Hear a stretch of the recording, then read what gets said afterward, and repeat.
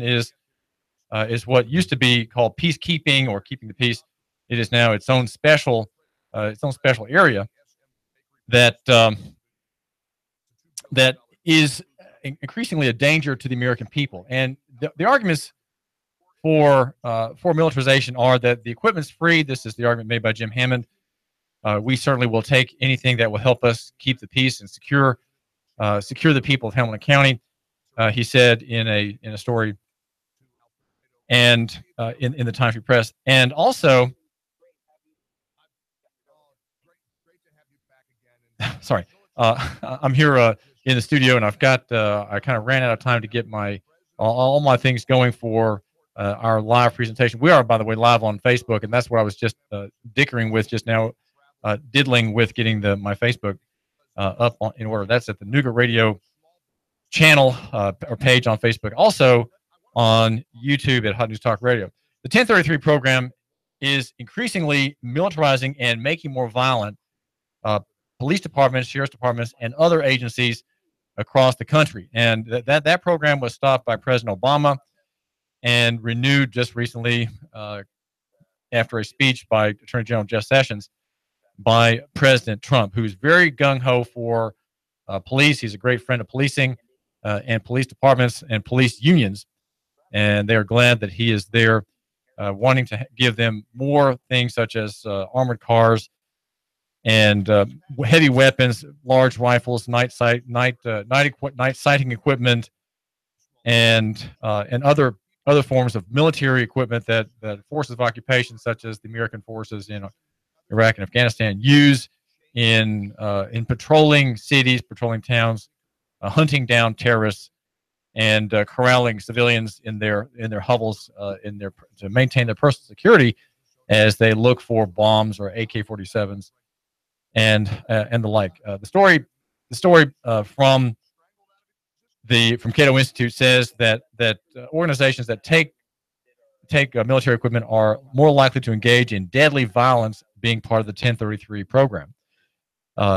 Recipients are associated, the story says, with both an increase in the number of observed police killings in a given year, as well as the change in the number of police killings from year to year, controlling for a battery of possible confounding variables, including county wealth, racial makeup, civilian drug use, and violent crimes. We estimate 1033 receipts are associated with an increase in the number of civilian dogs killed by police. Combined, our analysis provides support for the argument that 1033 receipts lead to more LEA violence. The dogs is a way of measuring how dogs are killed.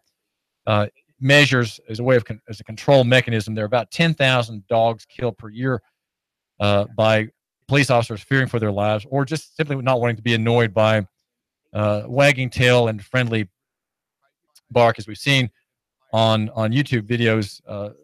The cause of such killings by officers. We argue that increasing LEA, or law enforcement agency, access to military equipment will lead to higher levels of aggregate LEA violence. The study says the effect occurs because the equipment leads to a culture of militarization over 4 dimensions: material, cultural, organizational, and operational. As militarization seeps into their cultures, LEAs rely more on violence to solve problems. And that's kind of the shorthand way of saying, if you have a machine gun, you're certainly going to have it handy, and you're going to find a reason to use it, because obviously a threat to officer safety, needing to put down a suspect, or if there's a gunfight, there may be stray bullets that might reach over the hill and hurt someone in another neighborhood, not near the confrontation site with some man with a rifle who's off his mind. And so we have to take immediate and strong action and make sure that we crush this person immediately with as few exchanges of fire as possible. Therefore, we have to have this MRAP that can withstand a mine. Right? The man in the house doesn't have a mine, hasn't planted any mines, but we have a vehicle that will resist his bullets, and we can even drive into his front door if it seems urgent enough. We can do that. So there's always a reason to use something if you have it. Many law enforcement agencies are quick to point the terrorist attacks and mass murders as a justification for the equipment The story says, indeed, we can imagine situations in which police might legitimately need grenade launchers or 50 caliber rifles, though the thousands of bayonets local cops have taken from the federal government may be tougher to explain. But such events are exceedingly rare, while history proves that police deployment of militarized weapons and tactics will not be. Police routinely cite the rare hypothetical emergencies to justify tactics and policies that end up becoming far more routine and abusive. And that leads to these very hyper-violent warrant-serving situations where SWAT raids have ballooned into hundreds per year, or from hundreds per year to tens of thousands per year.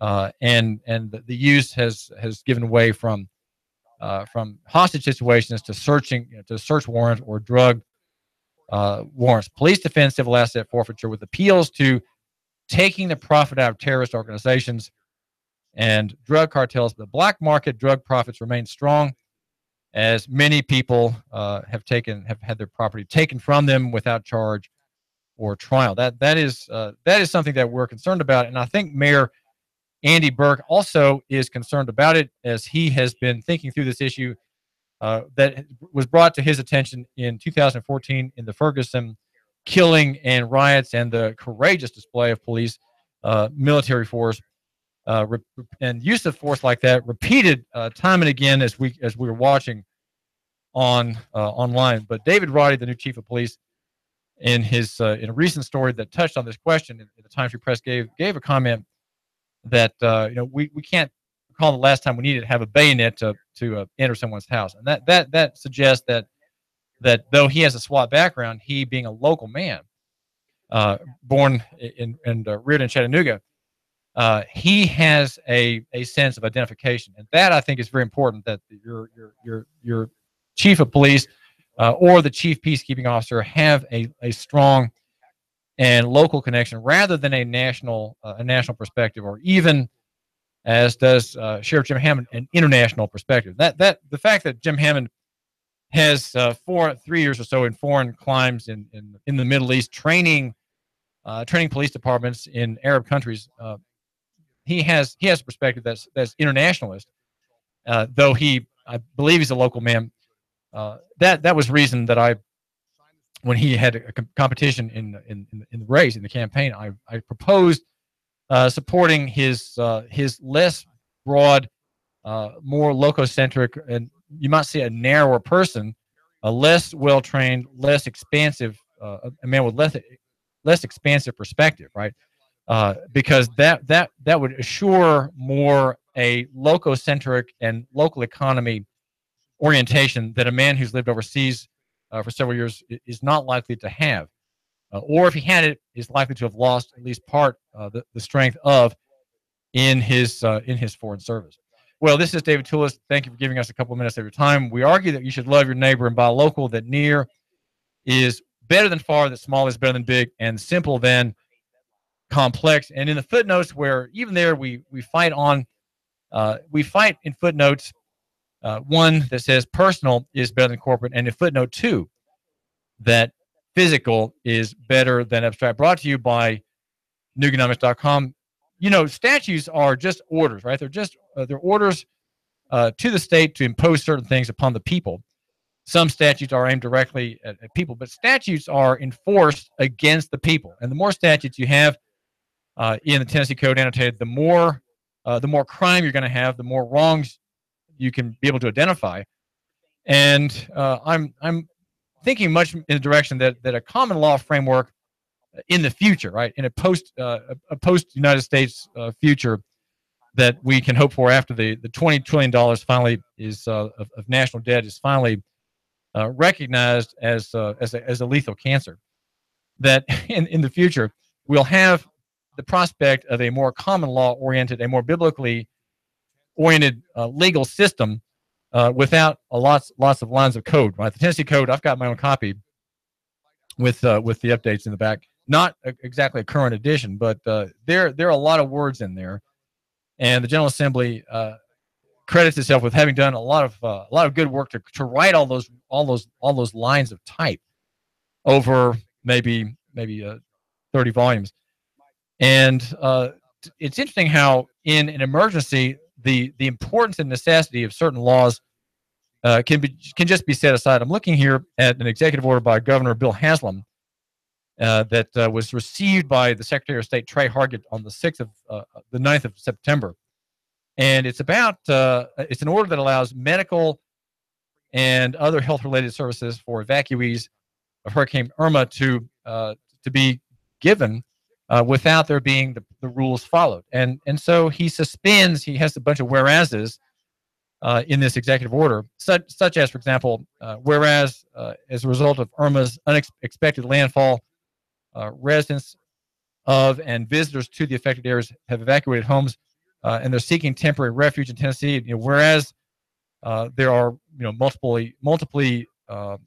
relief efforts, and whereas the governor is authorized to suspend any law, order, rule, or regulation prescribing the procedures for the conduct of state business or the orders or rules or regulations of any state agency if strict compliance with any such law, order, rule, or regulation would in any way prevent, hinder, or delay necessary action in coping with the emergency. Right?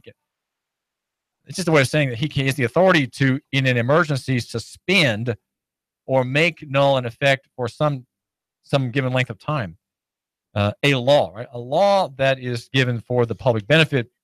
We are supposed to understand. And on the second page of this order, there are four points that are granted to the marketplace, you could say, where the rules are suspended. For example, the Commissioner of Health is given the discretion to allow a healthcare professional who is licensed in another state and who would otherwise be subject to licensing requirements under Title 63 or Title 68 to engage in the practice of such individual's profession if such individual is an evacuee from Hurricane Irma, or if the individual is a healthcare professional who is assisting such evacuees. So whether he's assisting evacuees or whether he's not, he can operate as a doctor apart from licensing requirements, right? Because the state owns the doctor profession. Again, here we have the state has turned doctoring into a privilege. And most people, I'm sure 99.5% of all 100 conservatives you might meet would agree that the state has the authority to license doctors. I would say no, the state does not have authority to license doctors, and that it is an imposition against liberty and an imposition against the benefit of the medical profession to have it so. In other words, in the free market argument, this control by the state of that profession has damaged the profession, has damaged the fruit and results of that profession. You'd have better doctors and lower prices if the state did not own the profession or regulate it, but let the courts regulate. See, if you have regulation, you have the court now.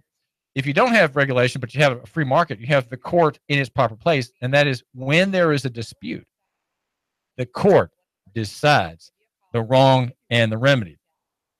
You don't have the wrong and the remedy brought into the relationship until there's a dispute, right? And you don't do that because you assume that both sides in a transaction for medical services want the best, right? The patient wants the best, and the doctor wants the best, right? He did swear, after all, the Hippocratic Oath, and so he has a desire to have a good reputation, to have every patient healed, and that no mistake be made, no oversight committed, no wrong intentionally inflicted upon that patient. He's going to have every reason to do that, right? And again, because if you trust in the marketplace, you're assuming the best of humankind and not the worst. Most people today assume the very worst of people, and so they're constantly saying, well, this person needs to have a license, that person needs to have a license.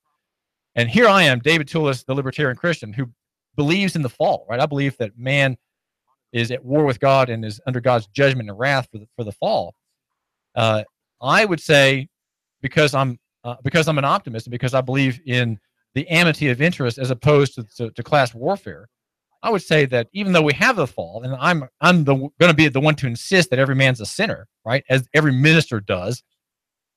I'm going to insist on that every man's a sinner. I'm still going to say the market should be not regulated because generally, even though we have the fall, generally people in the marketplace, in the free market, want the best for their customers. Whether that person's a doctor who has a patient, or whether that man is a plumber who wants to make sure that he doesn't have to come back and work under the floor again in that person's house to fix a broken pipe. He's going to get it right the first time, right? Everybody in all the professions whether high or low, has a desire to please his customer. And I assume that, because that's the way God made the marketplace, right? That's the way God made capitalism. Capitalism comes out of Christianity, and it assumes that though there are sinners, right? Though there are criminals, there are grifters, there are shifty people, there are liars, there are fraudsters. They do exist. Generally, the market doesn't need regulation; it just needs the court, right? Rather than have the court come in and interfere with every transaction, every relationship in all these professions, have the court just stand in its place and be open to all, and their disputes are settled. So if there's no dispute, you have people with goodwill in all the professions serving their customers. You look out on the street where you are, my listener. Look out the window just for a second. All those people there at the stoplight, those crossing over, even those people who are waiting to walk across that stoplight, they are going somewhere, right? They're going somewhere to serve somebody. Everybody there is serving somebody else. Many of them are there going to a customer's business, or they're getting to work. They're going to an office. They are transporting something in commerce. They're just using the road freely to get from one place to another. They're there to serve. Almost everybody you meet is at that moment serving somebody. He's serving a family, making money to put the bread on the table. He's running a business. Most people are there serving somebody. So the marketplace assumes service, and capitalism is based on the idea that that if you look out for your customer, or the doctor looking out for your patient, you will prosper. Or you will prosper. You'll make your expenses. You may make a profit. And that, of course, is what everybody wants in business, is to make a profit. Profit should be generalized. But I know we live in an employment culture. We live in a master servant kind of culture, which is what employment is. And so you don't have a lot of owners. You have way too few owners and far too many servants. And profit is very, very limited today. We want to have a marketplace after the collapse in which there's a common law orientation and not a regulatory orientation. So here we have, I mentioned all this just to get back to Governor Haslam's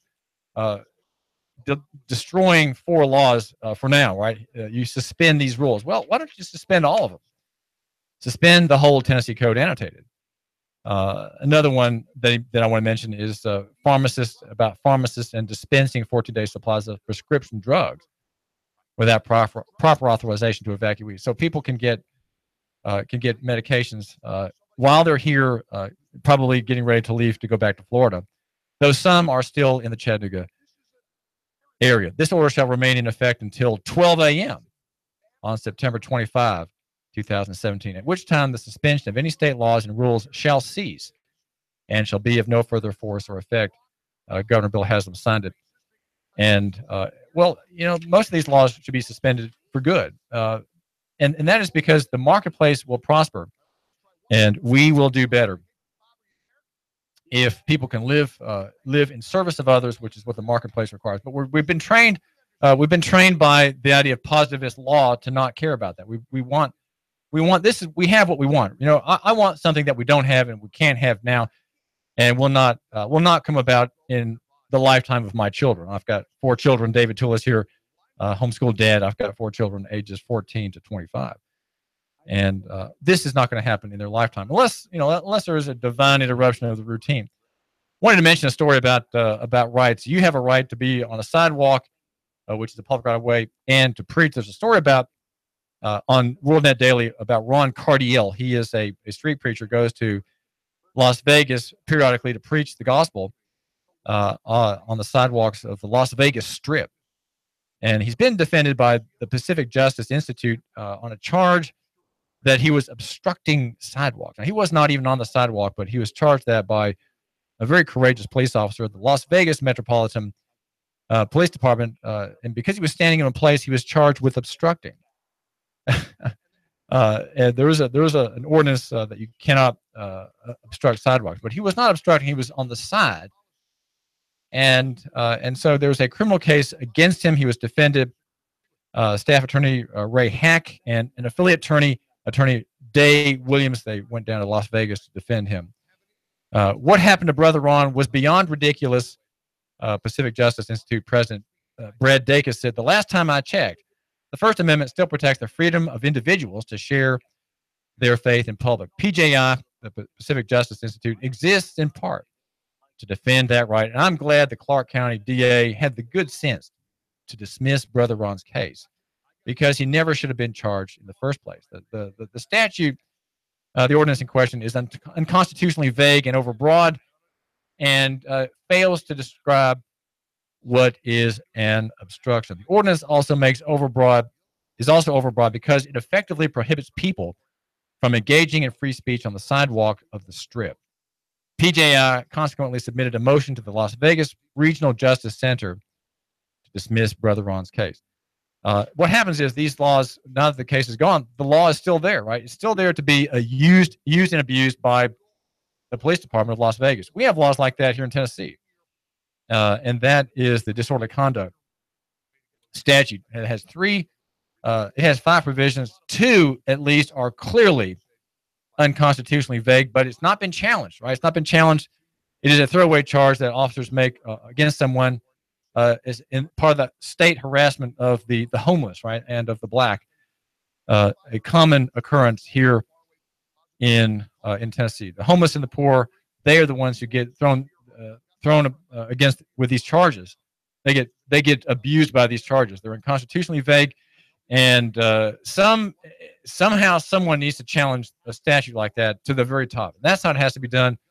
It's a 5-year process to overturn a statute like that. But the General Assembly is far too careless in passing these laws that stay on the books for years and years, decades, harassing the people, giving authority to law enforcement officials who have the courageous duty of enforcing statute.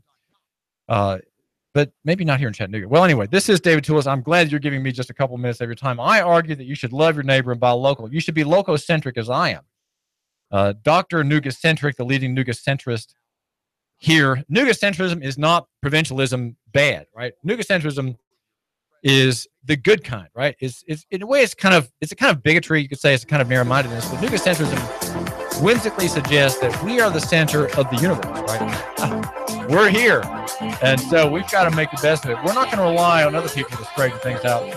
We are going to straighten out the national disaster here as far as we can. We can't solve national problems politically, and so we have to solve them by acts of charity and mercy and good character right here in Chattanooga. And that's why the Christian church calls for that kind of thing. And let's hope for advances among the church world here in Chattanooga. David Tulis, thanks for joining me. Now some messages, important ones. The Tennessee Valley's news, talk, and sports leader.